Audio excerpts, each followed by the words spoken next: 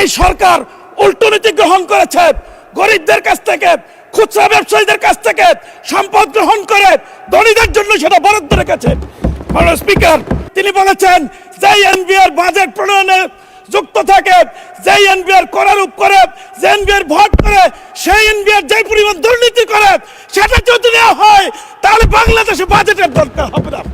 মাননীয় speaker, budget আমার জীবনের গল্প, আমার পকেটের গল্প, আমার ভবিষ্যতের স্বপ্নের গল্প, বাংলাদেশের 18 কোটি মানুষের দৈনন্দিন জীবনের হিসাব নিকাশের গল্প।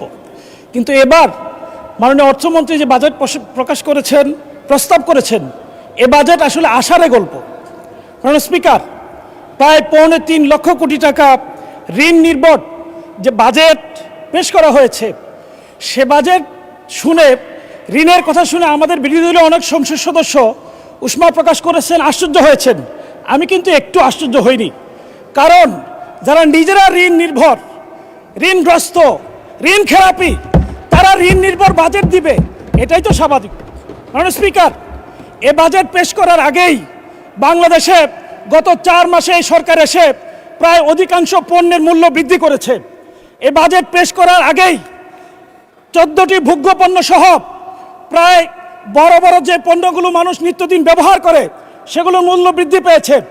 এবার বাজেট পেশ করার 7 দিন আগে বিদ্যুতের মূল্য বৃদ্ধি করা হয়েছে, 10 দিন আগে জ্বালানি তেলের মূল্য বৃদ্ধি করা হয়েছে, কিছুদিন আগেই এলপিজি গ্যাস 1200 টাকা থেকে 1940 টাকা বৃদ্ধি করা হয়েছে। মাননীয় স্পিকার, জ্বালানি তেলের মূল্য বৃদ্ধি, গ্যাসের মূল্য বৃদ্ধি, একই সাথে নিত্য প্রয়োজনীয় মূল্য বৃদ্ধির পাশাপাশি পরিবহন ভাড়া আকস্মিকভাবে এত বেশি বৃদ্ধি পেয়েছে, এটা বাংলাদেশের ইতিহাসে সর্বকালের সকল রেকর্ডকে ছাড়িয়ে গেছে। মাননীয় স্পিকার, বাংলাদেশের মানুষ খুব আশা নিয়েছিল এই বাজেট পেশের মধ্য দিয়ে এই মূল্য বৃদ্ধিকৃত পণ্যের মূল্য হ্রাস পাবে, কিন্তু এই বাজেট বাংলাদেশের মানুষকে হতাশ করেছে। মাননীয় স্পিকার, একই সাথে এই বাজেটে বিশেষভাবে কিছু পণ্যের উপর নতুন করে করারূপ করা হয়েছে, যাতে এই পণ্যগুলোর মূল্য বৃদ্ধি পেয়েছে।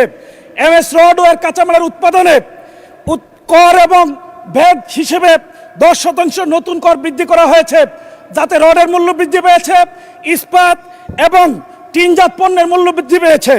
সাবান এবং শ্যাম্পুর কাঁচামালের উপর ভ্যাট অব্যাহতি কমিয়ে আনার কারণে ইতিমধ্যে এই দুটি পণ্যের মূল্য ইতিমধ্যে বৃদ্ধি পেয়েছে। মাননীয় স্পিকার, বাংলাদেশ গরিবের দেশ, বাংলাদেশ সমৃদ্ধির পথে যাত্রার দেশ, কিন্তু এই বাজেটকে অনেকে বললে আমি শুধুমাত্র এটাকে গরিব মারার বাজেট হিসেবে বলতে চাই না। এটা শুধু গরিব মারার বাজেট নয়, গরিবকে হয়রানির বাজেট। কোটি কোটি খুচরা ব্যবসায়ীদের জন্য এক হয়রানির নাম করা হয়েছে 0.2% অগ্রিম কর স্থাপন করার মধ্য দিয়ে। এই করের মধ্য দিয়ে এই সরকার নতুন করে আমাদেরকে স্মরণ করিয়ে দেয় সেই 76 মনন্তরের কথা। মাননীয় স্পিকার, আপনি জেনে থাকবেন, ইস্ট ইন্ডিয়া কোম্পানি যখন বাংলার দেওয়ানি দায়িত্ব পেয়েছিল, তখন তারা রেজা খান নামে এক ব্যক্তিকে ট্যাক্স আয়ের জন্য দায়িত্ব দিয়েছিল। তারা ঘোড়ায় চড়ে যখন বাহিনী নিয়ে গ্রামে গঞ্জে যেত, গ্রামের মানুষ তখন হাল চাষ ব্যবসা বাণিজ্য ছেড়ে যেয়ে জঙ্গলে পালিয়ে যেত। খুচরা ব্যবসায়ীদের মধ্যে ইতিমধ্যে আতঙ্ক শুরু হয়ে গেছে, তাদের উপর যে ভ্যাট করা হয়েছে তাদেরকে এখন পালিয়ে বেড়াতে হবে, হয়রানির শিকার হতে হবে। মাননীয় স্পিকার, এই বাজেট হলো গরিবের জন্য তাচ্ছিল্য এবং অবহেলার বাজেট। এই বাজেটে কৃষি ও পল্লী উন্নয়ন খাতে 57,000 টাকা থেকে বাজেট কমিয়ে 53,000 কোটি টাকা করা হয়েছে।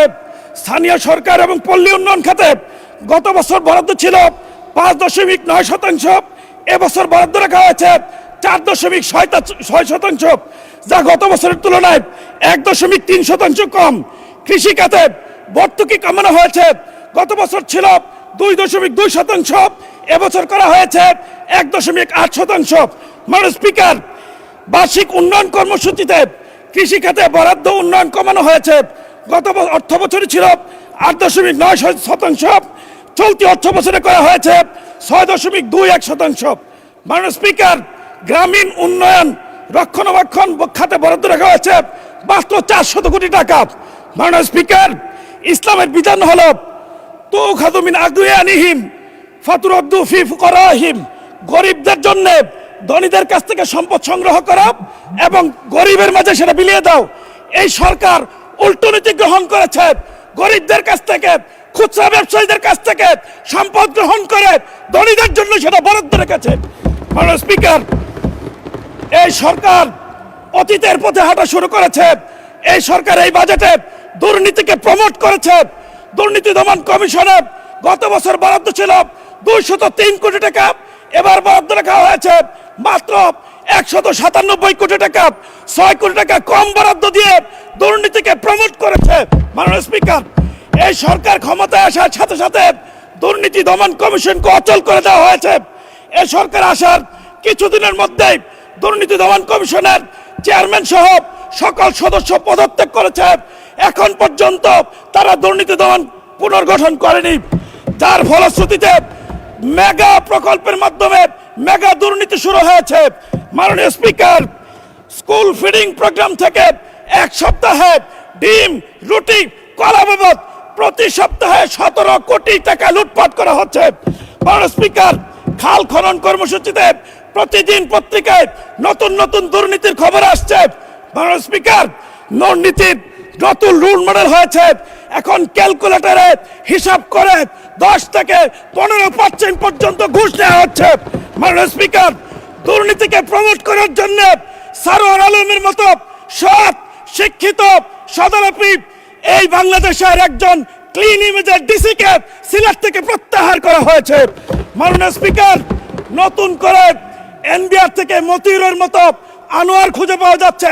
মতিউরের ছিল 500 কোটি টাকার দুর্নীতি, আনোয়ারের দুর্নীতি পাওয়া গেছে 900 কোটি টাকা। মাননীয় স্পিকার, বাংলাদেশ রেস্টুরেন্ট ওনার্স অ্যাসোসিয়েশনের মালিক তিনি বলেছেন, যে এনবিআর বাজেট প্রণয়নে যুক্ত থাকে, যে এনবিআর করারূপ করে, যে এনবিআর ভোট করে, সেই এনবিআর যে পরিমাণ দুর্নীতি করে সেটা যদি নেওয়া হয় তাহলে বাংলাদেশে বাজেটের দরকার হবে না।